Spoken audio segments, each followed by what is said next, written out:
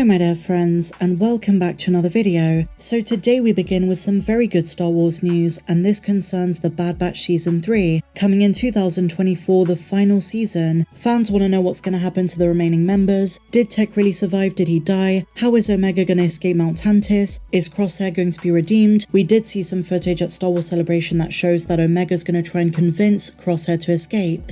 Is she going to be successful? Well, it's not going to be an easy task. But today we have an amazing update from Michelle Ang, the voice actress of Omega herself. A wonderful human being, and along with Tamara Morrison really representing New Zealand actors very well. They are absolute gems. In a new Instagram story, Omega voice actress Michelle Ang shared a gift she received from Lucasfilm Animation reading, quote, "For your service in the Bad Batch." This award commemorated her rap on the show, "All voice acting is done," and that means the show is going to go into deeper production. And the best part of this, according to thedirect.com, we can bet on a first trailer dropping this year, probably later in the year. And a question to you guys about Season 3 and beyond, because I do believe beyond Season 3 of The Bad Batch we're going to see much more of Omega, probably in live action. Omega has a helmet. She got a new look for Season 2, and I wouldn't be surprised if again they change her appearance for the third season. Despite the helmet she wears now, is she going to eventually wear one of the helmets of her brothers once they die? I've seen so many fan theories ever since Season 1 that because she's a Fett, she might sport the white version of Boba's helmets that we saw in Sid's office. Or, and here's a dark theory, if the rest of the batch is gonna die, she's gonna adopt one of their helmets, probably the one that belongs to Hunter, but I guess you can make an argument for any one of them. They've really grown as siblings, and unfortunately I predict Season 3 is gonna be very painful. I can't see this being easy. If Tech's death got us as emotional as it did, imagine when Hunter dies,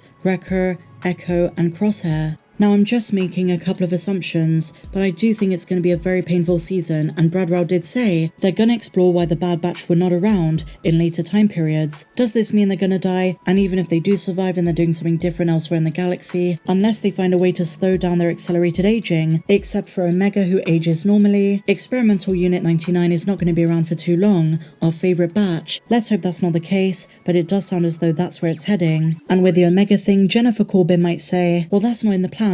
They don't plan to link her to Boba Fett in later time periods. I just can't fathom they didn't at least think of it. What do you guys think? But the lowdown is this. Voice acting is done. It was a very good sign at Star Wars Celebration back in April here in London that they already had stuff animated, edited. It's all going swimmingly. As I say, on track to release next year alongside Tales of the Jedi Season 2. And one final question to you. What's been your favourite animated season of Star Wars under Disney? Is it Tales? Is it Bad Batch Season 1, Season 2, Star Wars Rebels, Visions, or maybe Clone Wars Season 7? That's a massively popular one. If you enjoyed this video, please be sure to give me a big fat thumbs up, subscribe if you're new, and check out the video on your screen now.